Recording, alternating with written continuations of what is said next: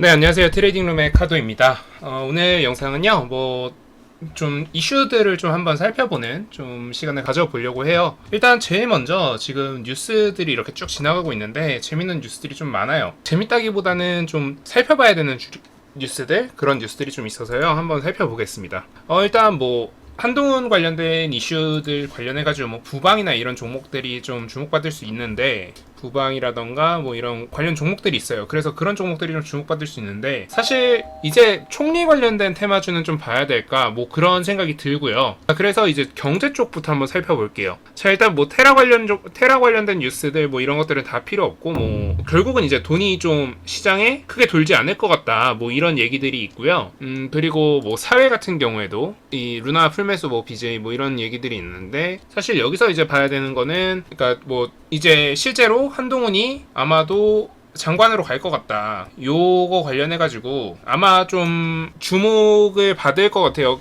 하지만 좀 이제 슬슬 이제 내려놔야 되는 그런 상황이니까, 여러분들 같은 경우에는 좀 만약에 보유하고 계신 게 아니라면 매수를 하지 마시고, 이제 보유하고 계신 분들은 슬슬 이제 고점이 어딜까를 찾으셔야 돼요. 그런데 항상 생각하셔야 되는 건 이제 마지막 불꽃을 쏘는, 그러니까 이 기울기가 변하는 지점을 찾으시면 되는데, 기울기가 변하는 최고점에서 아마 여러분들이 매도하는 건 불가능하실 거예요. 그래서 기울기가 한 2번 정도, 그러니까 변곡이 2번 정도 일어나면 그때가 고점이다라고 생각하시고 그때 정리하시면 좋을 것 같아요. 요즘 장 추세가 그래요. 그리고 관련해서 다른 뉴스들 같은 경우에 좀 괜찮은 뉴스들이 없어요. 그래서 아마 좀 중요하진 않을 것 같고요. 세계 생활 문화 이런 건 중요한 뉴스들이 없고, 사실 지금 다 빌드업이에요. 뭐냐면 여기도 크게 중요한 거 없죠. 크게 좋은 뉴스 없죠. 무슨 빌드업이냐? 세계를 가기 위한 빌드업입니다. 지금 보시면요, 핀란드, 스웨덴이 나토에 합류한다. 그렇게 되면 나토 군사력 배치하면 대응을 하겠다라는 이야기를 푸틴이 했대요. 그리고 러시아가 중대한 실수라고 했대요. 이렇다는 건 뭐냐면 핀란드, 스웨덴도 칠 수 있다. 근데 한 가지 중요한 건 있어요. 여러분, 핀란드라던가 스웨덴이라던가 이런 두 나라들은요, 어떤 느낌이냐면요, 국부 펀드라던가 이런 게 굉장히 강하고 돈이 많고 약간 이런 느낌이야. 우크라이나는 약간 뭐라 해야 되지? 약간 좀 저 나라는 괜찮은가? 약간 이런 것도 약간 모르겠는 그런 나라예요. 자, 그런 상태에서 물론 우크라이나를 비하는 건 아니지만 상대적으로 그렇다는 거예요. 러시아 입장은 엄청난 강대국이에요. 그런데 얘네 입장에서 상대적으로 약소국은 침범하기 쉽지만 전투력은 약하지만 부국은, 그러니까 우리 어릴 때도 그렇잖아요. 어릴 때도 지나가던 동네 일진들이 그냥 아무나 잘 괴롭히는 편이지만, 사실 집안이 빵빵한 그런 친구들은 사실 잘 못 괴롭혀요. 왜? 걔네들 괴롭혔다 이제 무슨 일 당할지 모르거든. 그래서 그런 일을 잘 못하지 않을까라는 생각이 들긴 해요. 그리고 거기다가 추가적으로 세계 2차 대전에서 독일이 패망한 이유가 뭐예요? 전선의 다각화거든요. 그러니까 러시아도 당연히 이걸 알아요. 왜? 다각화된 전선 중에 하나가 러시아였거든. 그래서 아마 이걸 피할 거란 말이야. 이걸 안 할 거야. 러시아가 이럴 거라는 거 모두가 알고 있는 거예요. 그러면 어떻게 될 것 같다? 그러면 어떻게 된다? 당연히 전선을 단일화하겠지.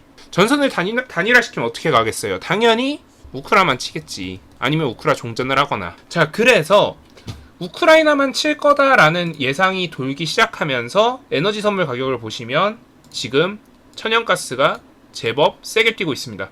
원자재도 한번 볼게요. 원자재 금속 한번 보시면 원자재 같은 경우, 금속 같은 경우에도 아연, 알루미늄 이런 친구들이 좀 뛰고 있어요. 자, 추가적으로 지수 한번 볼까요? 지수는 사실 딱 그 자리에 있어요. 자, 왜 그러냐? 러시아가 다른 나라들을 치게 되면 엄청나게 큰 악재일 텐데, 다른 나라는 치지 않고 우크라이나 전쟁만 조금 장기화될 것 같다라는 생각이 돌기 시작하면서, 그래도 전쟁 관련 이슈는 거의 없구나. 이제 유동성 이슈가 제일 크겠구나.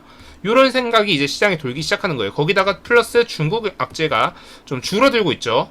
이제 풀겠다라는 얘기들이 돌면서 좀 줄어들고 있어요.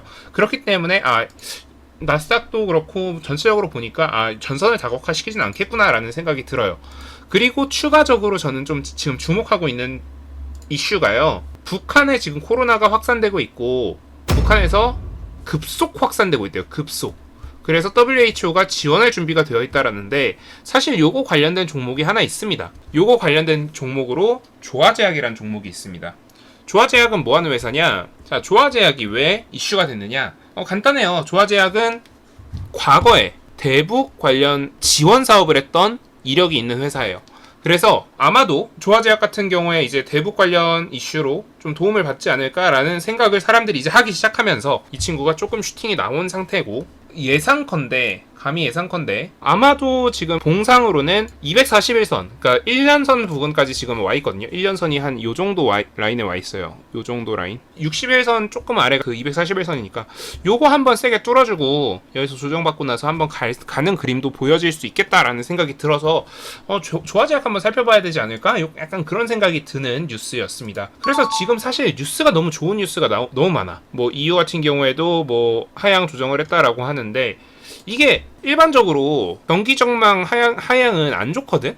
근데 이거를 인플레를 잡고 그리고 금리 인상을 늦추는 시그널로 받아들이면 좀 괜찮을 것 같아요. 그래서 그런 이슈들을 좀 생각해 보면은 지금 이슈들이 크게 뭐 나쁘진 않아요.